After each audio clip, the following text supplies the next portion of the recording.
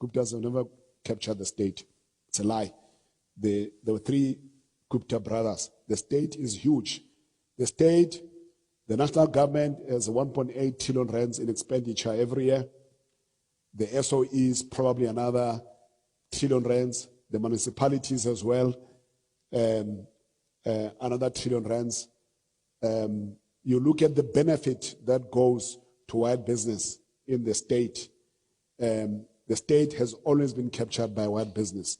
The Guptas were contesting white business, and we never saw what was going on, that it was a war between 2 parties that want to monopolize the state at our exclusion. There was never any state capture in South Africa, especially the ones that they accused the Guptas of. So there was never the so-called state capture. A different perspective. Ladies and gentlemen, welcome back to the channel. Today I want to discuss one of the most controversial topics in modern South African politics, the so-called state capture. For years, South Africans have been told that state capture was the biggest corruption scandal in our democratic history. We were told that powerful businessmen captured the state, controlled government, right? Controlled government decisions and manipulated public institutions for private gain. But what if there is another side to this story? What if the phrase state capture became a political weapon? What if the narrative was amplified to protect existing economic power structures while shifting public attention away from deeper issues in South Africa? Let us explore this perspective. First, let us understand the context.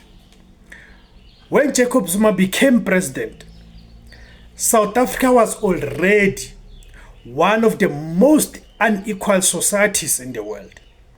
Despite political freedom, the economy remained concentrated in relatively few hands, and those hands are white.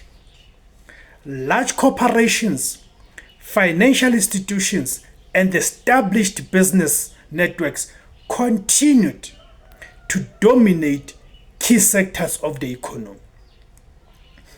Many critics of the so-called state capture narrative argue that when new political and business players began entering spaces previously controlled by established interests, resistance was, of course, inevitable.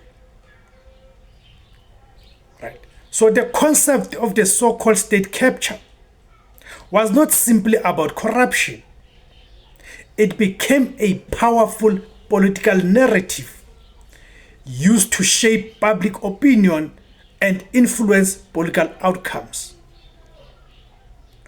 We must ask this question: why is corruption associated almost exclusively with one political faction, while the influence of major corporations, multinational companies, and wealthy economic elites receives far less attention? Right? I mean, the influence over government did not suddenly begin during the Zuma administration.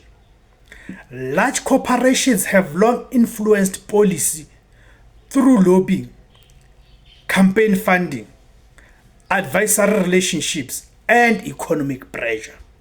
Yet this influence is rarely described as capture. Instead, the term was largely reserved for a specific political period and a specific group of individuals. That raises serious questions. Was the public presented with the full picture? Or was a more complex reality simplified into a single storyline? Another argument often made is that South Africa's economic structure remained unchanged even after the so-called state capture era. If a powerful network had truly captured the entire state, why did major economic institutions, banks, financial markets, and large corporations continue operating largely as before? Why did the underlying patterns of economic ownership remain so similar? These questions have led to some of us to conclude that the so-called state capture narrative focused heavily on political actors while paying less attention to broader forms of economic influence, which is the white monopoly capital. This brings us to the concept of white monopoly capital.